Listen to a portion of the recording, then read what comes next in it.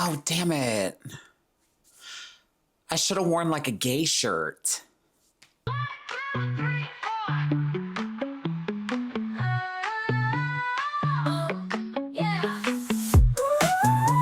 What's up, everybody, and welcome to another episode of the What Am I Doing podcast with me, your host, Donnie Berry. We are at episode, I don't even know what episode we're at, but it's definitely giving back in it, day and strong. I think this is episode 9. So if you've been wondering where I've been, yes, we are officially in our every other week format. I'm trying to give myself a little more room to just breathe and make these episodes better instead of just more. So thank you all for riding along with me and sticking with me while I figure it out in real time. This episode is giving pride. No peace, no justice, no peace, no justice. This is the first episode of June, which is Pride Month, and this episode is going to be a big one. It's honest, it's emotional, and it's overdue.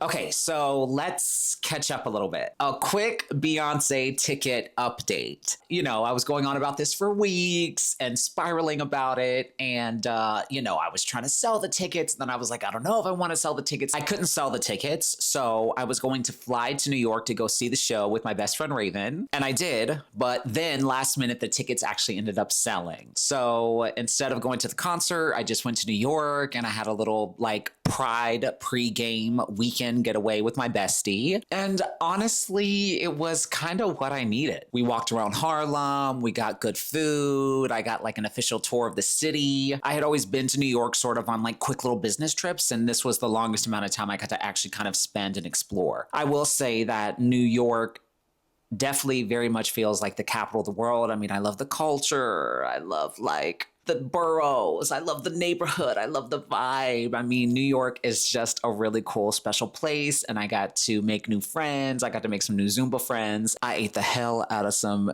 pizza and bagels. I also like riding the subway. It makes me feel like a cute, fun city boy. And it really is just kind of a whole vibe. While I was there, I also visited the original Stonewall Inn, which is sort of where the original LGBTQIA plus rights movement began. And it kind of hit me that this trip wasn't necessarily about seeing Beyonce anymore, but in many ways it was kind of like reconnecting to myself, reconnecting to my community, and the history that made life possible. Also, side note, I have been back on the job hunt.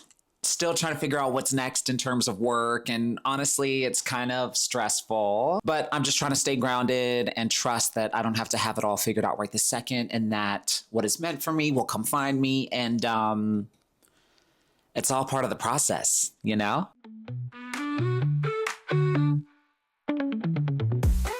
So June and Pride Month.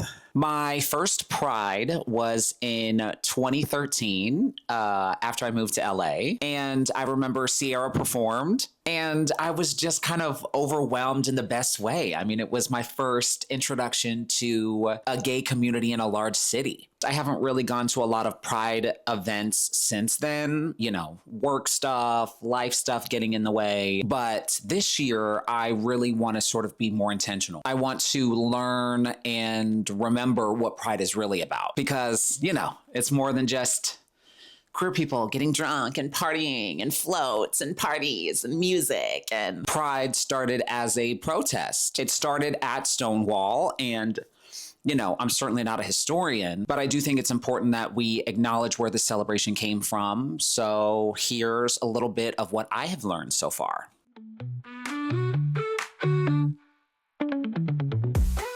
The first Pride wasn't a party. It was literally a protest. It started in June of 1969 after police raided the Stonewall Inn, which was a gay bar in New York City. And at the time, it was illegal to serve alcohol to gay people. You could be arrested for literally just dancing with someone of the same sex. Police raids were routine.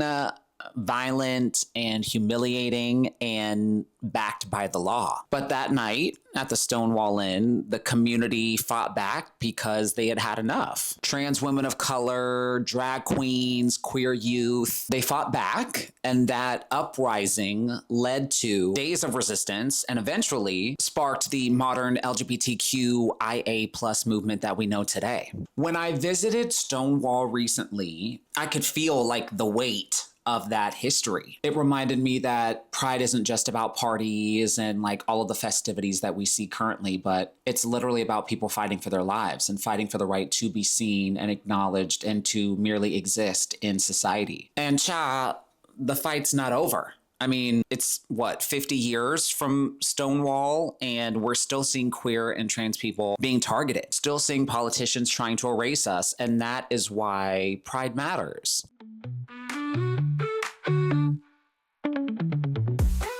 Okay, so my coming out story. Ugh. So I knew I was gay from a very young age. Like before I even had the language for it, I knew. And I also knew, or at least I felt that it was wrong.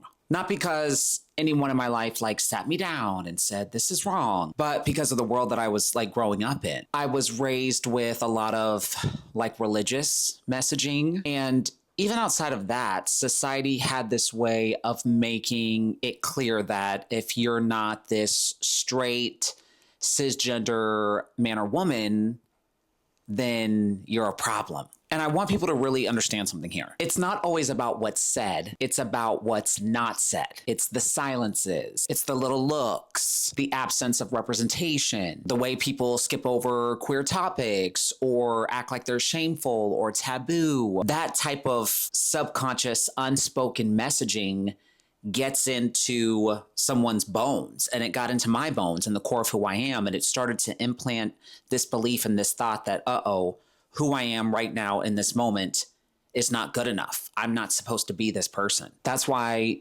messaging matters, not just in what we say, but in what we do, what we support, what we celebrate, what we ignore. I'll never forget this moment when I was 13. I was watching MTV's True Life, I'm Gay, with my mom. And during the episode, she looked at me and she was like, Donnie, if you were ever gay, you could tell me. And I panicked. I was like, ew, Mom, I know I'm not, but if I was, I would tell you, but I'm not. And I remember her just calmly saying, okay, well, if you were, I just want you to know you could tell me. And looking back, it's obvious that she knew, and she probably knew from long ago, much earlier on. But even in that gentle, loving moment, I was terrified and I couldn't say it. I didn't officially say I'm gay until I was about 19. I was drunk at a party with my two friends. They were lesbians. They were in a relationship. And I just remember crying, and I just blurted it out and confessed it to them. And that was the first time I had ever come out. But even after that moment, it was still very hush hush, very secretive. Throughout that time in my early 20s, a lot of my close friends knew, but I was still hiding. I'd go out, I'd party, I'd get drunk, and I would be wasted and hit on these straight guys. And it would go either one of two ways. Either they wanted to beat me up, or to my surprise and many of my close friends' surprise, they would end up wanting to hook up with me. The thing is though, either way, it was still very secretive, and it was still very shameful, and something that in hindsight really impeded sort of my natural development with sense of self and sense of the world around me, and certainly with sense of romantic interpersonal relationships. When I was 23, I came out to my uncle, and he was gay. And then shortly after that, I remember coming out to my mom.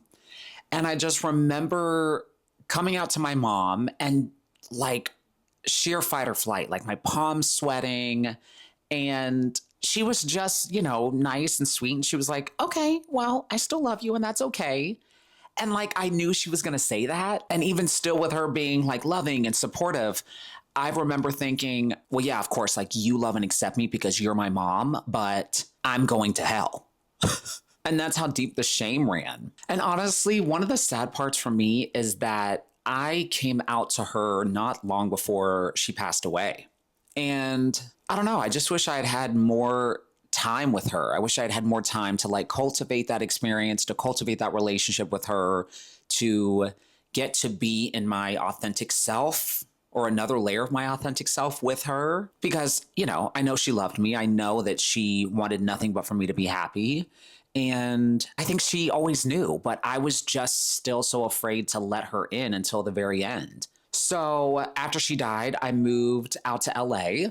And, you know, my introduction to the gay community and really starting to connect on a different level was getting onto Grindr, which for those of you who don't know is a gay dating app, which is really more so of a gay hookup app. I was on Grindr looking for love and connection, but what I found was sex and eventually drugs. And, you know, what I was really searching for beneath all of that was love and connection, belonging, safety, but I didn't know how to articulate and ask for those things. So I spiraled instead. And that's a separate story for a separate time. But eventually I got sober in 2017 after a very dramatic rock bottom. But it's all deeply connected for me because unfortunately my queerness, my desire for love and connection, and my drug addiction and then my sex addiction were all kind of like tangled up into one. So fast forward, and I didn't publicly come out until 2020. It was during COVID. That was during the height of the Black Lives Matter protests. And I was doing a lot of soul searching, not just around race, but identity. You know, as a biracial man, I had to confront my own like internalized racism. And at the same time, I realized that I had never publicly said that I'm gay. And I realized that I was still scared to. That's when I also started to realize that I had probably some internalized homophobia. I was out, but I wasn't out loud. And there was just still a lot of like fear of being seen and saying it in a public space. So I made a post on Instagram and I sort of had an official coming out. And it felt terrifying, but it also felt necessary and the time felt right. And so now I'm 37, I'm nearly 8 years sober, and I've done so much healing, but even now, sometimes I still find it hard to be myself in terms of my sexuality. And I still find myself on high alert in public spaces. I mean, I remember getting like beat up on the bus for being gay, or because they thought I was gay. You know, even sometimes now, if I'm out with a group of visibly queer friends, especially like gay men, I notice my body tensing. I scan the environment and I'm wondering if we're safe. And I don't know. Unfortunately, it's not paranoia. I mean, it's experience. My body still remembers those times.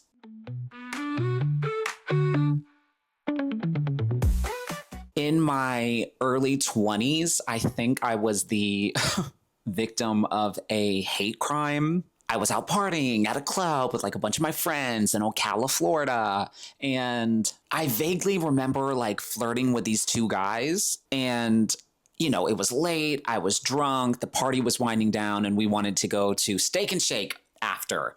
That was our little routine for the end of night club shenanigans. And so I remember a bunch of my friends leaving and going to Steak and Shake. And I was getting in my car and all of a sudden I got jumped by two guys. I remember them like, I was trying to close the door and they like opened the door and they were like beating me up and punching me and they didn't steal anything. And I don't really remember what they said, but they just kind of jumped me and then ran off. And I remember in that moment, just like, I mean, obviously I was under the influence, which I do not condone drinking and driving. I'm not saying that's what I did. I remember I finally got to Steak and Shake. And I remember when I walked in, like my face was like swollen already. And I remember my friends looking at me and being like, what happened? And I'm like, oh, these two guys like beat me up. And I remember trying to like piece it together. And someone said, oh, well, do you think it was maybe because you're gay and you were like kind of flirting with those guys? And someone else said, yeah, I mean, you kind of were flirting with them a little bit. And I just remember sitting there trying to make sense, like, okay, so that justifies it? Like, that justifies someone beating me up in my car because I was drunk and I like gave them sexy eyes from across the club. To this day, I still have like a bump on my cheekbone from when that happened. And yeah, as I'm saying that out loud, I'm realizing I'm having an epiphany of why I'm still so uncomfortable. This is something that's come up in therapy before, is like my safety and my ability to just exist was wrapped up in my sexuality. And there's even times now, like, I'll kind of like be myself, or I'll like notice that I'm just like laughing or joking. And if there's like a straight guy in the room that I don't know too well, I like tense up and I'm like, oh my God, that was too gay. And, it's funny and I can joke about it sometimes, but I mean, there were really moments that my life was in danger because of how I came across, So, that's why I want to share this and talk about all this, because people like me, especially queer people of color, we don't just need tolerance, we need support, We need friends and allies and love that shows up in action, not just in words.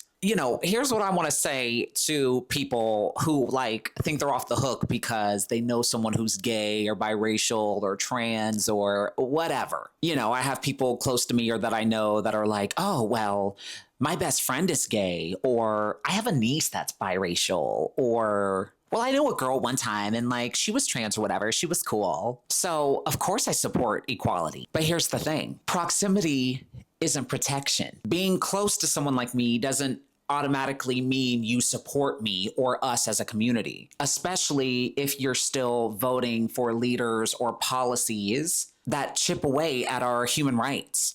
I'm not here to, shame anyone, but I am here to say, if you care about someone in your life that's part of a marginalized community, your actions have to reflect that care. That includes how you vote. That includes what you tolerate. That includes what you say or what you don't say, what you speak up for, what you don't speak up for. Because when you support someone or you vote for rhetoric that wants to erase people like me, I feel it.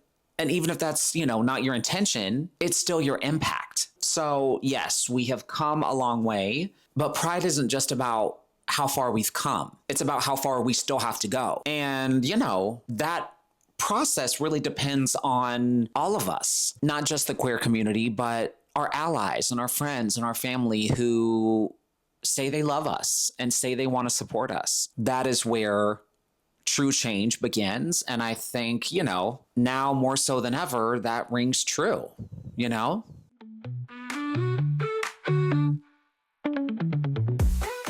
Okay, now I want to bring you into a conversation that I think perfectly flows with everything. In honor of Pride Month, I have a very special guest stopping by the podcast this week, my friend Nicky Knight. She is a stylist, an all-around creative, and a body-neutral, body acceptance influencer. We talked about pride, we talked about queer identity, and the work of learning to show up for yourself even when it's messy and you're still kind of figuring it all out. Nicky is so much fun. She is a whole vibe, New York City girly, and I'm so excited for you all to hear our conversation and hear what she has to say. So without further ado, here is my conversation with Miss Nicky Knight.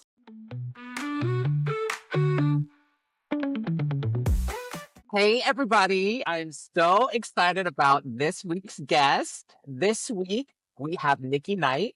She is a creative. She is a stylist. She is a body neutral, body acceptance influencer. And welcome to the show. Thank you. I'm excited to be here. She's a New York City girl. Yes, but love me some LA also. That's where I met Donnie. But yes, I'm a born and raised native New Yorker, still living here in New York, which I feel like is very rare.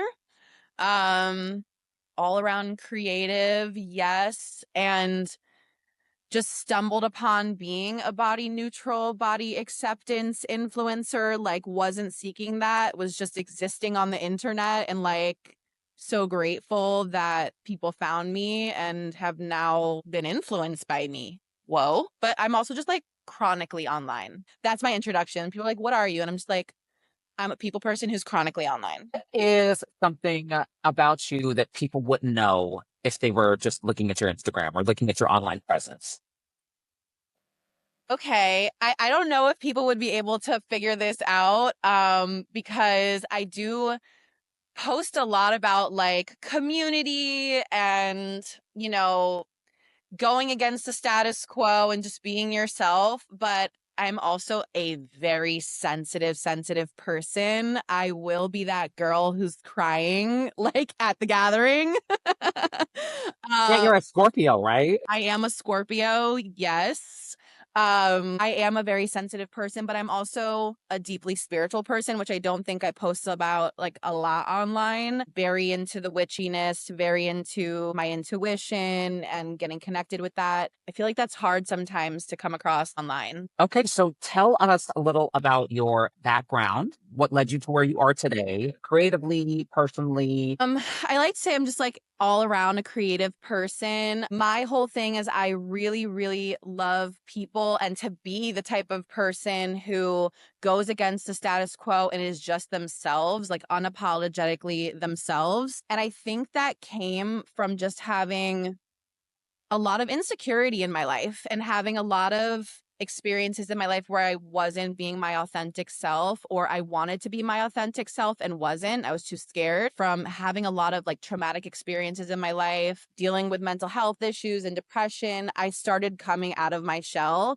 and it led me to posting a lot online about what I was going through. I think what led me a lot to where I am a very like unapologetically myself type of person with a big personality, someone who talks a lot, someone who's loud, someone who just like has a light. And I was always too insecure to do that. And if I always just felt extremely insecure. So I was very inspired by living in New York City, being around a lot of creative people, having a mom who's extremely creative and watching her go through her journey later in life. Also, just being in situations where I was like, I feel so alone right now. And then posting about it online and wanting to share with others and be like, actually, if you're going through this, you're not alone. And then that led me to, oh, and also if you're curvy, you're not alone. And hey, like if you have a tummy and you're trying to suck in whenever you're around someone you think is attractive, how about don't? Like, what if we didn't? And then like realizing that I wasn't alone. And that kind of led me to being more of like my true self and liking to share those aspects of my life and the struggles that I was going through and how it's hard to exist sometimes, but that's okay. And wanting other people to feel accepted and like they weren't alone too. So that's like a little bit of my background, but I feel like also just coming from living in New York City where you have so many different types of people everywhere, and you have people who are very authentically themselves, being around creatives, being around stylists, and then working in high-end boutiques and realizing that I was really freaking good at sales and making people feel good in their bodies. I don't know, it all just led me to like being this person who just loves to like yap and talk to people and make connections and find joy wherever I can. It's just a mixture of things. It's like so hard to sum up my background. I'm just like a big people person. I don't know. Yeah.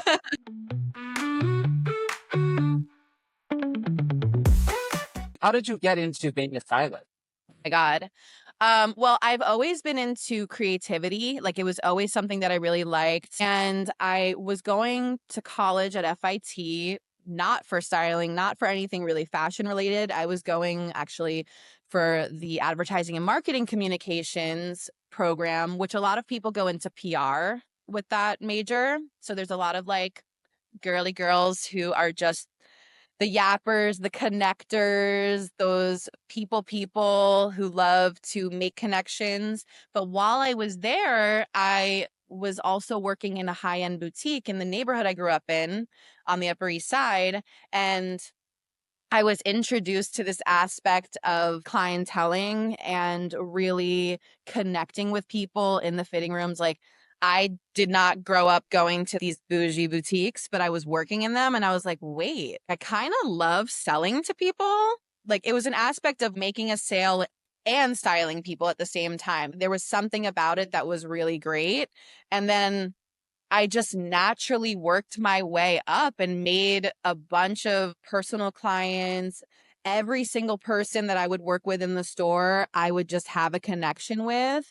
And as I've gone through my career, I've worked in fashion ever since. I never went into advertising, funny enough, though I use it in my daily life, but I just naturally went into working one-on-one with people in stores and doing appointments and walk-in clients. And then I started helping some of my friends with their styling. And then I really love styling myself. And I find it to be a wonderful expression of your personality and who you are. It's not there to restrict you, it's there to express who you are. And I don't know, it was just like such a natural thing to happen. I was like, wait, I love fashion. This is a way to also be creative. And there's an aspect of the body neutrality and body acceptance thing that I started noticing as I was styling people, because a lot of people talk so badly about themselves.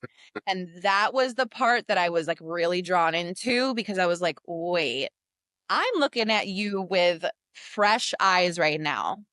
I don't know the things that you feel. I'm not looking at all of the insecurities day in and day out in the mirror. I'm not critiquing you. I'm looking at you and I'm seeing something completely different than what you're seeing. So there was an aspect of, yes, I love styling people, but really what drew me into it and has kept me going was, and this is like over a decade I've been doing it, is making people see the beauty in themselves and be like, actually, I don't want to cover up my stomach right now. I don't find that to be ugly. Or no, I'm going to show off my arms right now. Or even speaking to people in a way that's like, okay, what color makes you feel the most amazing? Or what silhouette makes you feel, like you're glowing, or what makes you feel most confident? And then changing the words instead of what color, is going to make you look slimmer, or what color is going to hide this, or I don't like this about myself, so I don't wear that. So I was very drawn to that. And that mixed with the creativity has really made me love styling people. It made me realize that I had a natural gift. I really liked being able to dress people and watch them kind of light up and be like, wait, I actually do like the way I look right now. Because I would say 99% of clients that I've worked with, a lot of them, they'll look in the mirror and they'll be like, I hate myself, or I hate my arms, or I hate my stomach, or I hate this. It's like also negative. Then there's like the few that aren't, but there's a consistent pattern. And I was like, I'm going to change the way that I'm selling to people right now. I'm going to change the way that I try and style people right now, because I really want it to be an experience where we're not focusing on the negative and we're not focusing on like the beauty standards. And we're really working on, okay, how can I dress to love myself? How can I dress to really adore the person I am and walk out the door and feel confident in the morning?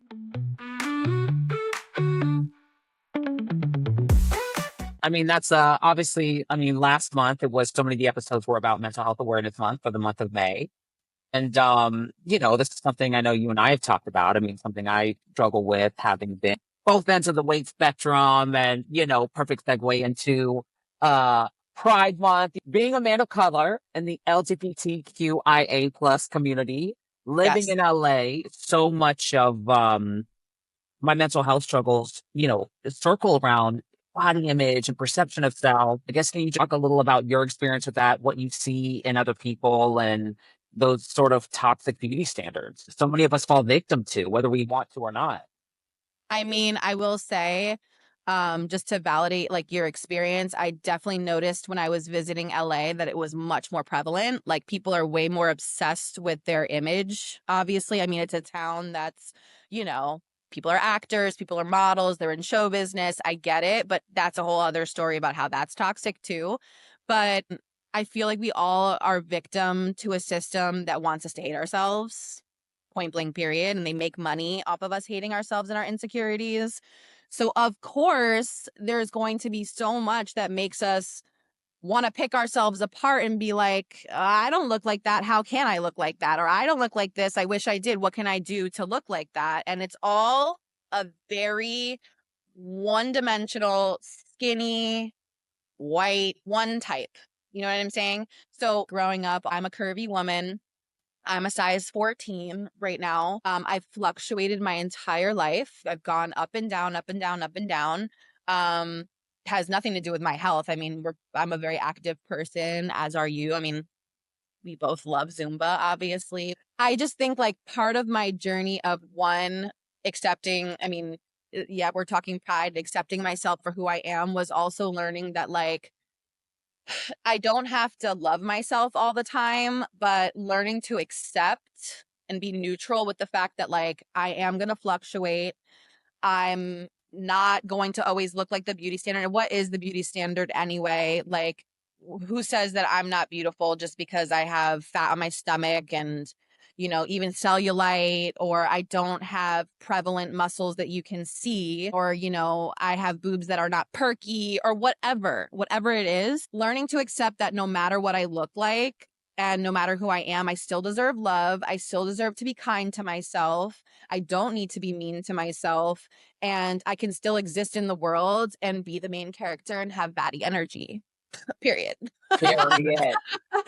Okay, because who said that we can't? Because I actually feel like anybody who's like really feeling themselves, you can feel that energy. It doesn't matter what they look like and what their body looks like. So it's been a journey where I had, you know, I used to want to like take medicine to make myself look skinnier or minimize how much I would eat and restrict myself, go to the gym in a very toxic and unhealthy way where it was like almost like disordered in my opinion, because I wasn't going to enjoy it. I was going to punish myself, or I need to burn those calories or whatever, or sucking in, or like wearing shapewear because I didn't feel good in my body, or even just thinking I didn't deserve happiness because of it, you know?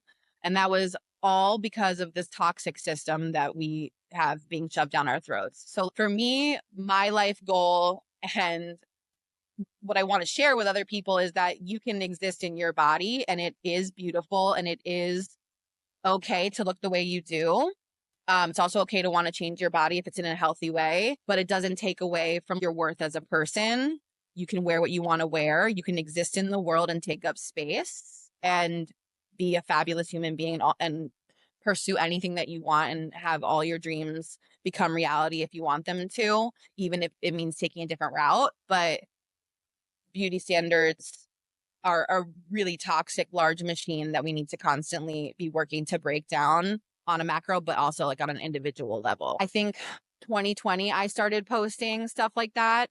And it was like at a time where it was like still not as big as it is right now. But even before that, there were some influencers that I was following and I was like, she looks good. They look really good and they're my size. Like they have the same body type as me. And if they can do it, why can't I? So I was starting to cleanse my feed. And then I was mimicking everything that they were doing, you know, like fake it till you make it. I was like mimicking them and doing the things and doing the work. And also with mental health, I was trying to do mantras and change my way of thinking. It all kind of came together. And I started seeing a difference in how I felt about myself. And it's even gone further than that now. And thank God there's so many more people out there on Instagram that do that now. But I just remember a time when there really wasn't. And I was like, I'm going to start posting myself. Like, I'm going to start wearing my tummy. And like, it's evolved since then. I'm like, 2 years ago, I would have never been seen wearing like low rise jeans. I freaking love low rise now. I'm like, yeah, you will see this tummy. And she's cute. And she real cute.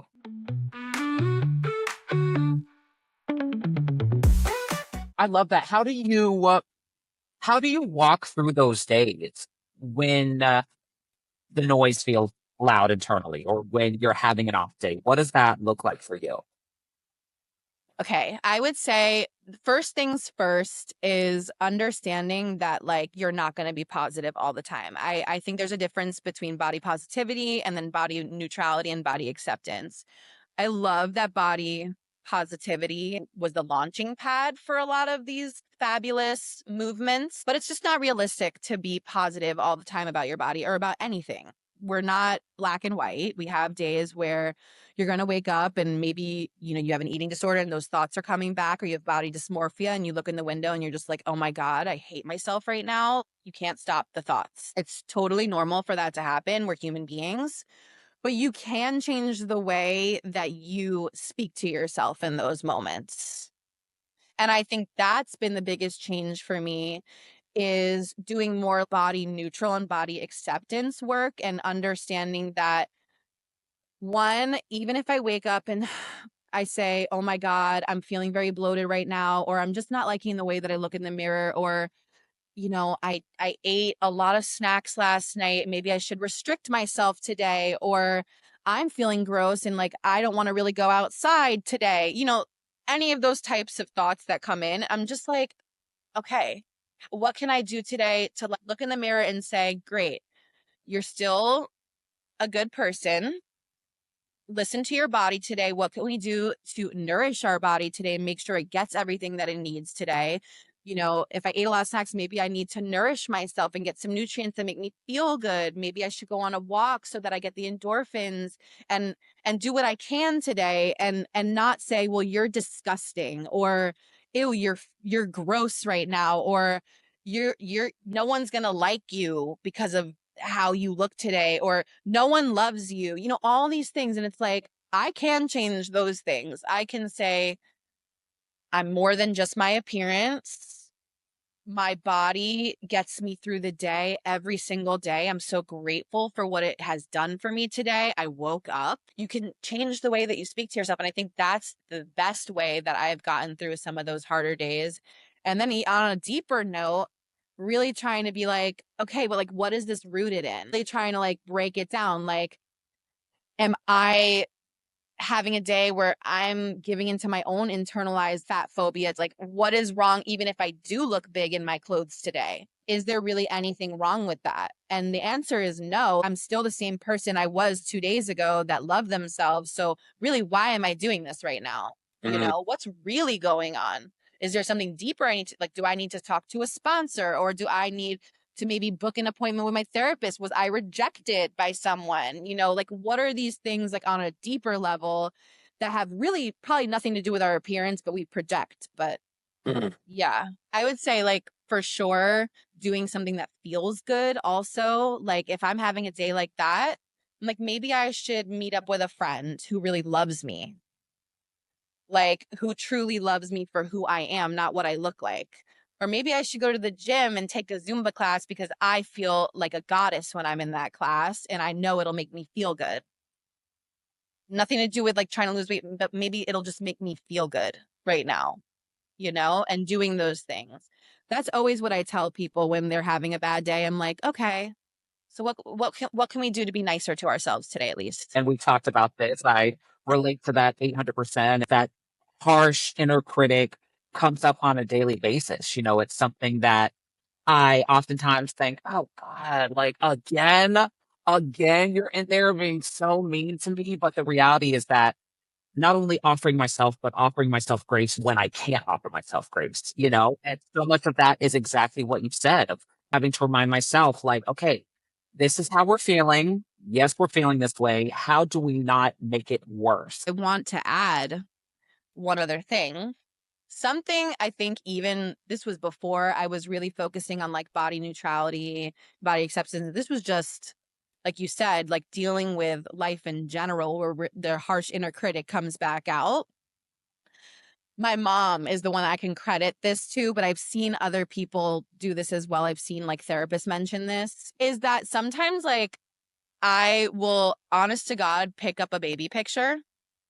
Like, I will pick up a picture of myself as like a young girl, and I'll look at her and I'll be like, why don't I talk to myself like I would the little girl in this picture? Because what my harsh inner critic is saying to me right now, to her, if she said, hey, Nikki, I feel really disgusting today and I feel worthless, and someone rejected me yesterday, so that means I'm obviously not lovable. And what would I say to little Nikki when she said that to me? And I will literally look in the mirror and be like, okay, we're going to have a moment right now. I'm going to talk to you how I would as if you were, because that little girl is still in me. That little boy is still in you. I would never say those mean things to that little girl, you know? So on those harsh days, like, it actually takes work, people, but, you know, we got to work for changing our mindset. So take a picture and really start talking to the little you know? It's helpful. Oh, I love that. So true. Yeah, the mental health ranges, okay? All of us are on different levels. Skinny does not mean mentally well, or and it Yep. also doesn't mean physically well. But I mean, I feel like the happiest I've ever been with who I am is now, Yeah. you know? And 800%. that's just proof that it doesn't matter how much weight you lose. If you don't fix up here and the way that you view yourself, it's never going to change. You could lose 100 pounds and you'll still hate yourself. You won't be happy.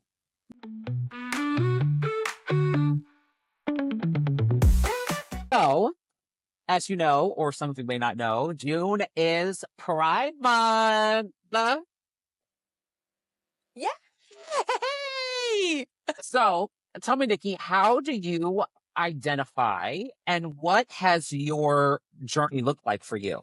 So I am bisexual. Yay! Bye, Pride. And that journey has been a long one. Pride is a lifelong journey. When I was like a little girl, there were moments where I felt, now looking back, that I was attracted to women.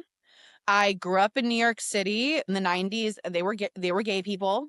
And I thank the universe every single day that I had parents that were very open, very accepting. My mom had gay friends. I met them. So did my dad. It was just, it's very normalized. No one ever told me you couldn't be that, you know, or made me feel shame. However, I, as like a feminine woman, always thought, no, I had to be with a guy. Like that was just the norm. It was, when you become of age, like, oh, you have your first crush and it's always on a boy. Or yeah, I just never saw anything different for myself. And I didn't really understand that some of the feelings I was having, where I was like really obsessed with girls and really like wanting to be some of these like big pop stars, or even wanting to be some of the older girls that I met, that it was really because I was kind of attracted to them. And of course, as a teenager, as like, I feel like a lot of bi girls can probably say this, it was that very typical, like, I like to make out with girls, but I'm not gay. Like, that's truly true. I would like make out with girls in high school, like when we would be drinking or something or whatever. And I would totally love it. I would like feel so good. And I'd be like, you want to kiss? Like, you want to kiss right now? Like, I'm not gay, but do you want to kiss? And it'd be like, no, it's just like, you're just like kissing your friends. It's just whatever. Like, you're just kissing your girlfriends. But looking at it now, I'm like, no, I was totally into girls. And I was totally a little bisexual baby. And I always had gay male friends. I feel like that was a very typical thing for a gay guy to have his, you know, girlfriend who was like his best friend. But I didn't really realize the reason I liked hanging around gay guys was because I myself was attracted to somebody being authentically themselves and being very out there and being who they are. And I liked being around queer people, point blank, period. I just felt more comfortable with queer people than I did with straight people. And so as I got older, I didn't come out until I was like, I didn't come out until 2020, like publicly to anybody, like to my parents, to anybody like on social media, like to my friends, even though some of them were like, we knew, babe. Uh, like I didn't come out until I was much older. In 2020, I was turning 29. So that's like, that's pretty, I feel like that's a little bit older, like to come out, you know what I mean? And the first time I had like an actual experience with a woman, I remember during and after actually feeling like euphoria. Like I felt like, wow, I finally knew who I was. And all the feelings I had in the past were very validated. And I was like, this is this is who I am. I'm actually living my truth right now. And I feel amazing. And I don't know, it was just a beautiful experience that was very validating with my sexuality and all of the doubts that I had had in the past about am I not, all of it. And just to have that experience and finally be like, no, this is who you are and it's okay. And I felt literal euphoria. Like, oh my God, coming into yourself and like your sexuality and exploring. And like we said, it's like, it's a constant journey. And it's just like, honestly, if that's something that we can share on this, is that like, if you're also a little bit older and you're still questioning your sexuality, even older than in your 30s, like that's okay. And there's no time limit also for like coming out to yourself and coming out to the world. Like you can do that at any point in your life. I wish there was a recipe that you could follow, but there just isn't. I'm so glad that we're talking about that because I do think it's important for people like to understand at any age. Like you could still be figuring it out. Well, the same. I didn't like officially come out publicly until 2020. Even though, I was definitely gay for a long time, but it was something about 2020, all the BLM stuff. It really kind of hit me like, wow, there's this big part of me that I just feel so ashamed by. And, the BLM stuff sort of forced me to look at me being biracial and how I felt about that and how I kind of felt so weird about it. But then I'm like, well, there's also this part of you being gay that you feel weird about. And I was like, you know what? Have you even officially like come out? And then I was like, oh God, I can't come out. I'm like, okay, well, let's pause for a second because that might be something to look at. Like you're gay, your close circle of friends knows you're gay, presumably a lot of the people online that you interact with know you're gay, but like, why are you so afraid to say it? So yeah, that was a big turning point for me in 2020 as well. Oh my God, I so relate to that. I actually remember the moment that I came out to one of my close friends. It was before anyone else. Like, I really, really thank this person for this because in New York, like, I'm very happy that there's like a very large, like vast queer community. So like I had friends that identified as non-binary. I had friends that identify as trans. It was hard because I was always like a very femme presenting girl. And I didn't have a lot of friends that identified as gay, lesbian, bisexual that were like femme girls. Finally, I told my friend, there's a beach here in New York City called Reese Beach, and it's historically like a queer LGBTQ plus friendly beach. And I had been there, but never with my queer friend group. And I was saying I was straight at this time, and I was just like an ally, yay, I was such an ally. And I was there, but my friend intentionally was bringing femme women that were like identifying as lesbian and bisexual. And she's like, I just want you to feel comfortable to be around people like that. Like maybe it'll just make you feel better. I don't know. And like, that's when I totally like that day, like, I was like, oh my God, they were so right. Like I took them aside and I was like, yeah, I'm bisexual. Like I'm totally into women and it's true. And then even from then, it's evolved to where I'm so much more comfortable. Like I just don't want to live my life not being authentic to myself. Like there have been moments where I'm like, I can't die not being with a woman. I just wasn't doing it because I was scared or I just didn't know how. There was a lot of fear. I have a lot of fear inside of me with a lot of things. And that was something that I was like definitely rooted in fear about. I want to live in a world where we don't even have to come out. Like we could just be ourselves and just be who we want to be and Yeah. not have to worry about like this big whole coming out. But I did want to do that at the time and I'm glad I did. But from then, even I was in a relationship with a man, a hetero relationship, and I wasn't happy in the relationship. It really didn't have anything to do with my sexuality. I just wasn't happy in the relationship for many reasons. And I didn't feel like I was being myself. This was after I'd come out, after people knew I was bisexual. He knew I was bisexual.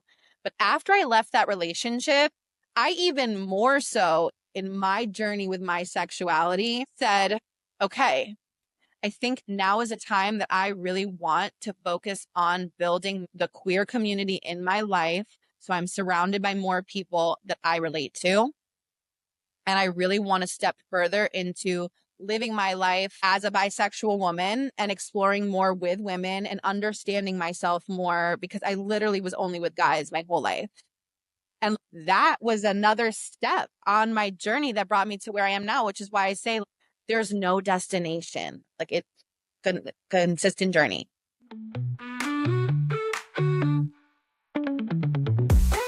When you talk about the fear, I know I can think of many moments in my life where I knew from a very young age, like, oh, I like boys. And instead of meeting that with curiosity, it was met with, oh shit.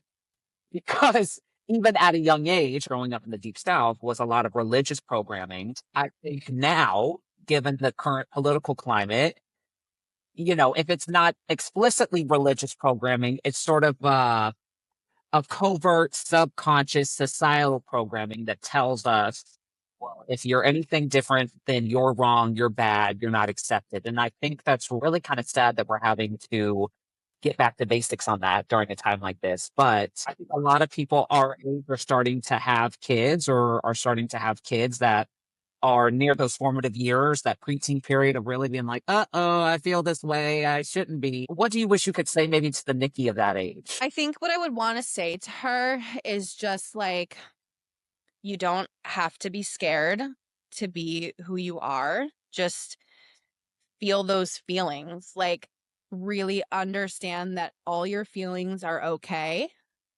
And honestly, what I wish, which I'm so glad that we have now a lot more of, just they can try and silence us. They can try and silence the LGBTQ plus community, but they cannot. I just kind of wish that at that time period, I had a little bit more exposure to lesbians, femme lesbians, or just bisexual people in general, because I just didn't understand what I was feeling.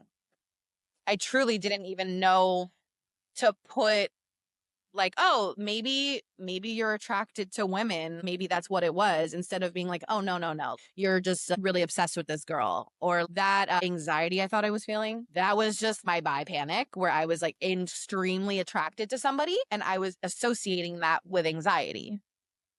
Like I can remember fully certain movies where I would see a girl and now I'm like, I was totally attracted to her. But I remember having like anxiety and like it was probably just like a little bit of like the bi panic. I feel like I even run into that now. Like, do I want to be this guy or do I want to be with this guy? Sometimes it's both.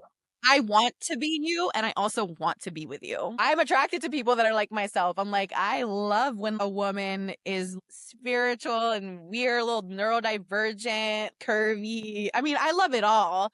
But like, I'm like, wait, am I just describing myself? She's a good dancer. Oh my God. I want to be you and I want to be with you. So I would just say to like young Nikki, I want you to just be who you are. And I want you to understand that all your feelings are totally normal and valid and real. And to be able to just express yourself. I want that for every child, honest to God. I just truly want that for every child in this world. So I'm so happy. I swear, living in New York, I see like these public school kids and I'm just like, yes, yes, yes.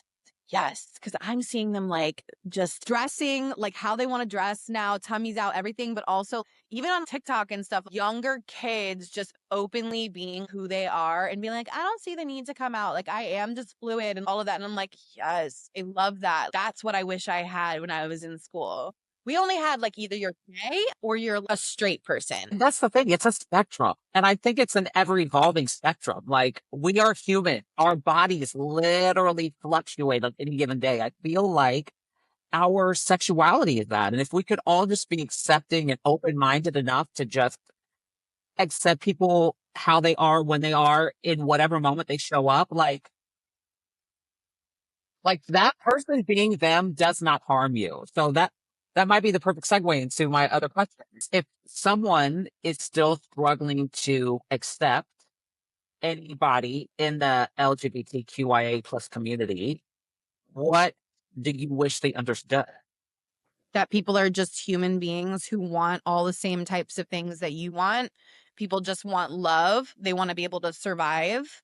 They want to be able to be who they are and not literally have violence used upon them, like in order to survive. But truly, if you're struggling to accept somebody who is queer, who is trans, who is non-binary, we're all literally on a floating rock, okay? And we all have the same basic needs of wanting to be who we are and to be loved and to find joy every single day. So like, unless you're fucking me or paying me, like, why do you have a problem? That absolute part, though. I mean, zero lies told. I'm just saying, it's just like, we're all just human beings trying to survive on this planet. Truly.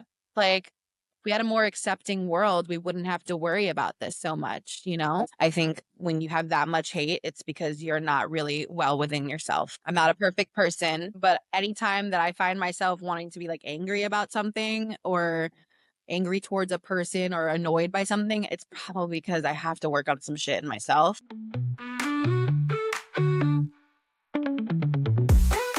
What does pride mean to you this year? Okay. I mean, I'll just say like on a macro level versus micro. Let me start on a micro level. For me, in my personal journey, I really just want to be like loud as fuck when it comes to my sexuality and really, really be my most authentic self. To me, I know that's all year long, but like I just love the energy of Pride. I just love like all the celebration. And I really feel on a macro level, just because there are so many like anti-trans bills happening and, you know, censoring of books and different bills being passed to limit healthcare for people and living in a country that's run by like a dictator who wants to eliminate anything other than like a heteronormative relationship. It's extremely important for Pride to go back to its roots of what a rebellion is. Like, being who you are in this time and place is a rebellion. I just find Pride to be more important than ever this year, to be who you are, to be who you are loudly, and to protect your fellow people who identify, especially like trans folks and trans people of color, like all of it. I feel the best way to fight bigotry is for us to be together, because they can't break us when we're together. So Pride is like extremely important this year, in my opinion. What does Pride mean for you this year? That's a good question. I think pride for me this year is continuing the process of acceptance. I love what you said about it's ongoing. I'm learning that in real time. It definitely is ongoing for me. Anytime I sort of rub up against a part of myself where I'm like, where I recoil out of fear or being uncomfortable. I'm like, okay, what is that? Why are so many other people comfortable sharing that side of themselves? What is it in you that literally recoils in fear? So I think continuing to gently uncover that. I think I still have like a lot of internalized homophobia that I'm still working through. And I don't think I realize it till it pops up in weird ways. Um, continuing to love and accept myself. Like it's all connected for me. Like the body image stuff or the parts of me that I want, it's all connected. So I feel like when I work on fixing one, it starts to help untangle the other stuff. So pride for me is taking pride in who I am in this moment, accepting it fully and not being afraid of it. And also, continuing to educate myself because I realized when I got to New York that I only kind of knew what Stonewall is. And then when I zoomed out a little more, I'm like, okay, well, as a gay man of color, you should probably educate yourself a little more on the history of pride. Like, pride isn't just about like, oh my God, I like having fun and like wearing rainbows. Like, what actually is it about? Where did it start? My journey too is very ongoing. I think it's important to like indulge in queer media too, of all types, and to understand there's a lot of documentaries about it too, especially about Pride and about Stonewall and about a lot of the girls who were in the West Village existing and being harassed by the police and all of that kind of stuff. I mean, yeah, it's also resistance against like the police and everything. But yeah, I like what you said, by the way, about like the internalized homophobia, or even just when I notice myself recoil about certain things and really trying to dive deep about what that is inside of me. because you kind of brought something up that I remembered. I'm like, yes, I'm a femme girly. Like 80% of the time I like to be very femme, but I used to get like upset when, you know, someone would say like that's very mask or you're like very mask presenting right now. And I'm like, why the fuck am I mad about that? Like, Mm, why am I upset that I am? Like, why do I not like being called mask? yeah. Or like, because like we all have the feminine and the masculine in us. And why am I like not okay with being like perceived as mask? Like, is it because I want like validation that like I'm sexy and like being masked, you can't be sexy? Like, what is it? And I don't know. Like, I've come a little bit further with that. I think it's also like I've had some really fabulous, amazing, like non binary people in my life who are very fluid and like understanding that our energies are very fluid and we have it in us anyway. And honestly, it can be very empowering when I do it. Like you can feel very empowered when you're in your like masculine energy for a second and that doesn't take away from anything. Um yeah, it's just like all this is connected like you said. Like I'm like on those days where I'm having like a bad body image day, like talking to myself like I'm still the same person I was like 2 days ago. To me, the overarching message is like, we need to accept and love people just as they are. You know what I mean? Exactly. Accept and love them just as they are. Accept people where they are. Just treat someone like a goddamn human being. Period.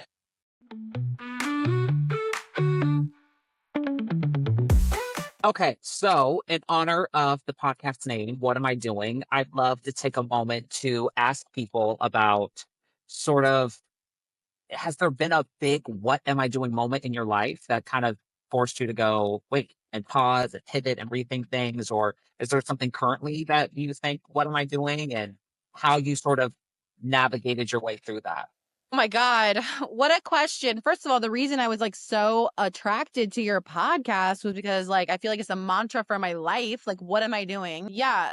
I mean, I think I've been in that moment for the past 2 years. I'm like in a big transition in my life where I came out of a relationship that I wasn't happy in. That was a major shift in my life of being like, what makes me happy? Then like being laid off from a job of several years, being unemployed, and kind of like there was just all of that was happening all at one time. And I was also very depressed. And I think I actually did ask the universe and I asked myself, really, what am I doing? Like, who am I and what am I doing? Who am I outside of my job? Who am I? Straight up. And that led me to a huge exploration and having to really not be fearful anymore and like face my fears in a lot of ways. And it's led me to where I am now. First of all, I got my Zumba license at that time.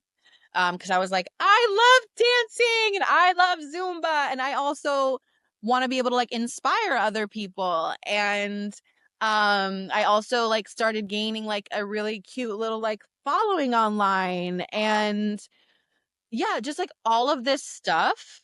And I'm still in that place now also where I'm like, I want to continue making more friends. I'm more confident with myself and building connections now that I actually like who I am. And it just like led me to being less fearful and being like, okay, I actually can do a lot of the things that I want to do, like getting the Zumba license, putting myself in more queer spaces, when I had a job that offered me to go out to Los Angeles, just immediately saying yes and not really thinking about it and just being like, yes, I'm going to do something a little different than I normally would and just do it. Don't think about it, just do it. Show up, take up space. The one thing that helped me with that, though, I will say, is I really seeked out therapy. Like, truly like going to therapy. I was going to therapy like on a weekly basis and I was unpacking a lot of my trauma and she was like helping me understand why I hadn't done that a lot of my life and I was such in a fearful space and she made me understand like it does come from a lot of trauma and I can do all those things, and being very validating of everything that I had went through. So like I'm a big advocate for going to therapy when you're ready. I honest to God think like it can't be forced. Like you have to be the one to be like, I'm ready to do this. I'm ready to do some healing. And yeah, so I'm still in that what am I doing phase. I've been in transition, I think, for like 2 years where I've been trying to explore like what job do I really want to have? Like how am I going to make money in order to like actually follow some of the things I want to do? Cause I really want to like do dance parties that are like confident dance parties. They don't necessarily need to be Zumba, but I want to host events where there's like a safe space for people to come and just like exist in their bodies and dance. Cause I feel like dancing is just like so healing, but it has to be like in a safe space for Yeah. people. So that's something I would really love to do. Love that. You know, if having a dance party like that is something that anyone who's listening or watching would actually like to partake in, let us know because I would really like to make it happen. I feel like that's naturally what's calling me, having like a confidence, body neutral, body positive dance party. So if that's something that listeners are into, let me know. So we'll end on a little fun note. Who's your current style or creative crush? God, that is such a good question. Okay, well, it's always been Rihanna. That's one thing because I love how she mixes like very cool like street style with feminine and like I'm obsessed with her. She was actually one of my first like people that I was like, no, I actually like I'm attracted to her. She's one of my style crushes. There's an influencer. Her name is Ray Ann Langus. There's an influencer, her name, and she's amazing. Her name is Fit, Fat, and All That. I'm obsessed with her style and I'm obsessed with her energy. And I'm obsessed with both of them, actually. Ray Ann Langus. She is a size 12, 14 also. And she has just like the cutest mix of like a little bit streetwear, a little bit like boho, a little bit like 90s, early 2000s core. I just love her style. Where Fit, Fat, and All That, Juju is her name. I'm just obsessed with like her laid back, like girly, a little bit mask, a little bit femme, a little bit like very queer, but also like just like a cool ass down style. Those are my two that whenever I'm like, I need inspiration right now for what I want to wear, I go to their page. And then also just like the New York City girlies. Also, like your friend Raven, I'm obsessed with her stuff. Some girls like pump out looks, and I'm like, oh my God, the girls and the gays and the days just pump out looks, and I'm just like, wow. Pride had a soundtrack for you. What songs would be playing? Celine Dion. Yes. Just straight up. Okay. Lady Gaga, Celine Dion, the Renaissance album, just that album, a little bit of K-pop energy for me, but definitely Celine Dion is up there. And Lady Gaga is like my mother. She's like literally. Oh, and then also Britney Spears. I think like it's all coming back to me is like one of my songs that like I will sing in the like in my apartment, like in the shower a lot. I'm Alive. Like I feel like that one is like super pride coded. And that's the way it is.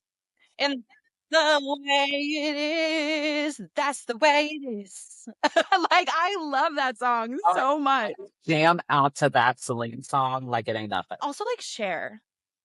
I'm a big Cher fan. I don't know. All these divas to me are just like the soundtracks.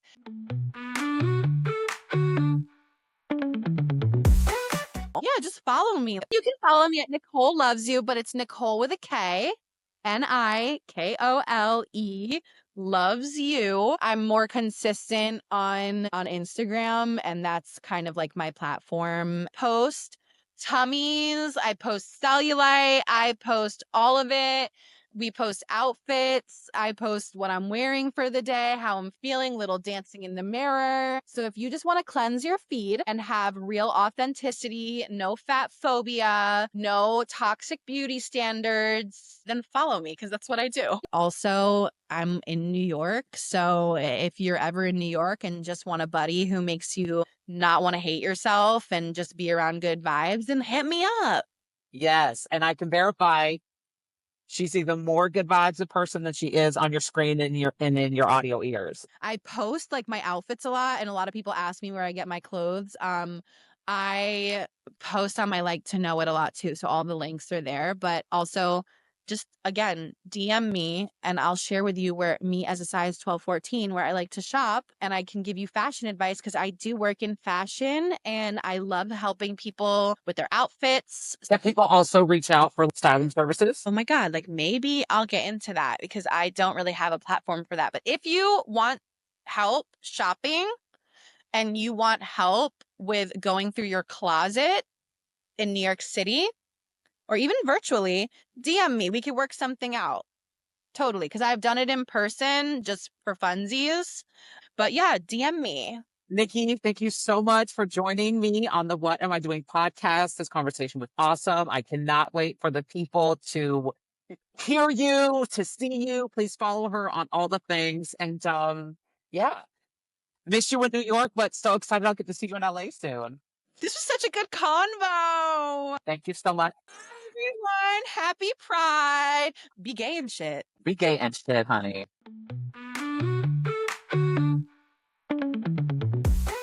Okay, that is it. Thank you so much for listening and joining in. Truly, it means so much. If this episode resonated with you, please share it. Send it to someone, start a conversation, post about it, rate and review the show. You know, all the things. You know the drill. As always, I have a website, so if you want to connect with me further, please go and check it out. It is www.donnieberry.com.